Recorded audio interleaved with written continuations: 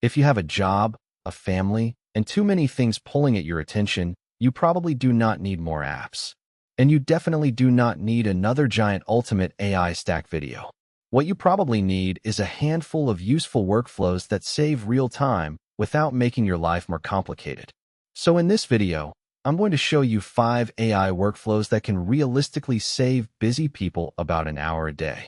Not hype, not futuristic nonsense, just practical stuff that actually helps. If you're new here, this channel is about AI for real life. That means practical workflows, better systems, and honest help for normal people, not just power users and tech obsessives. And before we jump in, here's the big idea behind this whole video. The best AI use cases usually are not dramatic. They're small points of friction that happen over and over again. That is where AI becomes valuable, not when it replaces your life, when it helps your life run a little more smoothly. Let's get into the first one. The first workflow is email drafting and cleanup. And honestly, this is one of the easiest places to get value from AI fast. A lot of people are not stuck because they do not know what to say. They're stuck because they need to say it clearly, professionally, and without sounding weird. You know what happened. You know what you need from the other person. You just do not want the message to come out sloppy, awkward, too blunt, or too long. That is where AI is genuinely useful. Let's say you work in support, operations, admin, or any role where you're constantly replying to people. Maybe your rough draft sounds like this. Hey, just checking in. We made the update on our side, and I think it should be working now. Let me know if it is still broken. That message is fine, but maybe you wanted to sound clearer, more professional, a little warmer, shorter, and easier to read. So instead of rewriting it 3 times, you can tell AI to rewrite the email so it sounds clear, polite, and professional, and to keep it short. That is a tiny workflow, but it saves a surprising amount of time. This is also great for shortening long emails, calming down tense messages, turning bullet points into finished replies, and cleaning up grammar when you're tired. And the reason it matters is simple. Writing friction adds up. Even if each message only costs a few extra minutes, the mental drag is real. You hesitate, over-edit, and burn energy on tiny communication tasks. The only warning here is obvious but important. Do not send AI-generated text blindly. Always read it. Make sure it sounds like you.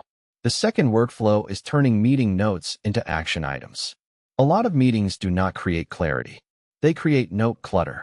You leave with half-written bullets, vague decisions, random follow-ups, and a lot of context that feels obvious in the moment but gets fuzzy later. You might leave a meeting with notes like update onboarding doc, ask Mike about access, pricing question, maybe move launch to next week, and follow up Monday. Then later you look at that list and think, what exactly was I supposed to do with this? This is where AI can help a lot. You paste in your notes and ask it to turn them into a clean summary with decisions made, action items, owners, and follow-up questions. Now instead of a messy note dump, you get what was decided, what still needs answers, what tasks exist, who owns what, and what should happen next. That is instantly more usable. And the reason this matters is simple. The problem with meetings is often not the meeting itself. It is the messy aftermath. A cleaner summary means less confusion, fewer dropped tasks, better follow-through, and less time rereading your own notes. And this is not just for work. If you have a conversation at home about bills, appointments, errands, childcare, or family plans, AI can help turn that into something clearer too. Just remember to review the summary. If the notes are vague, the output may still be vague. The third workflow is using AI to turn a pile of tasks into a realistic plan for the day. And this may be one of the most practical uses for AI overall. Because most people are not short on tasks. They're short on clarity. A lot of people start the day with a pile of unfinished thoughts and vague pressure. That is not a plan. That is stress. So instead of mentally sorting everything while already overwhelmed, you can paste your task mess into AI and ask it to organize the tasks by urgency, effort, and what should be done first, then turn them into a realistic plan for today. That changes the interaction. You are no longer just staring at a pile. You are asking for structure. This helps because it lowers cognitive load. When tasks are just swirling around in your head, everything feels equally important. And when everything feels equally important, overwhelm kicks in fast.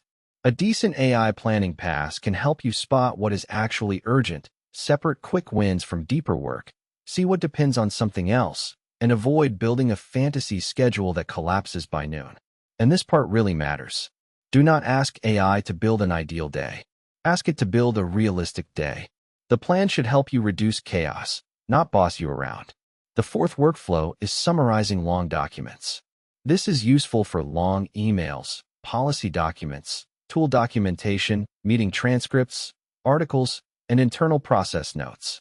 A lot of the time, you do not need to deeply read everything right away. You need to know whether something deserves deeper attention.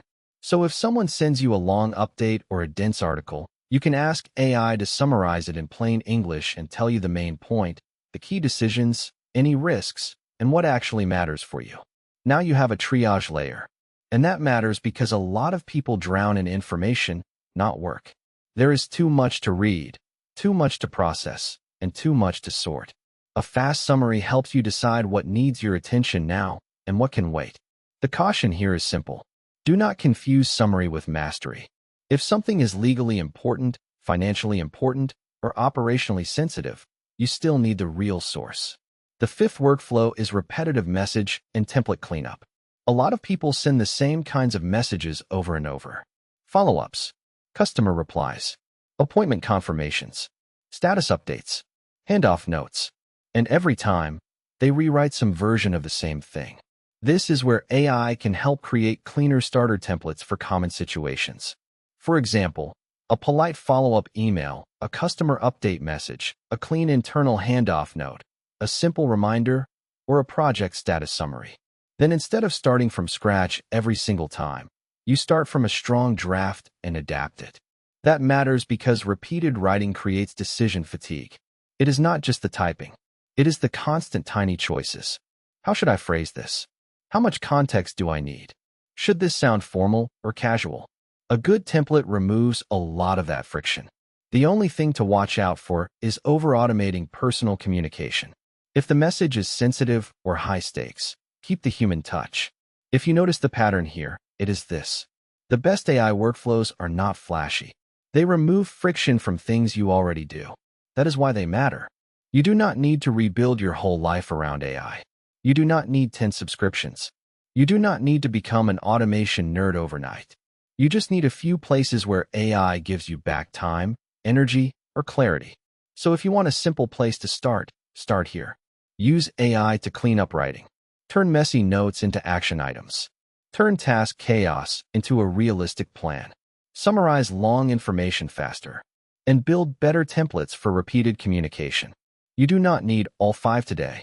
Even one of these can make your week easier. If you want, comment with the workflow you want me to break down next, and I can turn one of these into a full step-by-step walkthrough with examples and prompts. And if practical AI for real life sounds useful to you, stick around. That is exactly what this channel is for.